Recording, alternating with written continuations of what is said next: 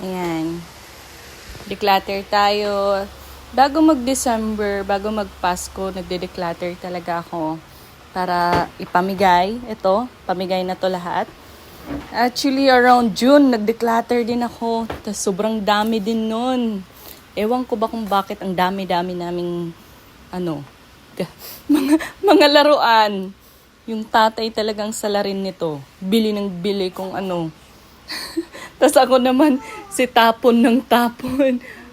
Tapon ng tapon. Hindi naman tapon. Pinapamigay ko actually. Lalo na ngayon magde-December. So gusto ko siyang ipamigay. Kasi yung mga toys dito, sobrang ang gaganda pa. Lalo na yung mga stuffed toy. Tapos yung mga kumot. Ang dami nila. Yung mga stuffed toy ang gaganda pa. Galing pa yan sa ibang bansa. Kaya I make sure na ipamigay talaga. Para naman mapakinabangan ng iba. Ayan.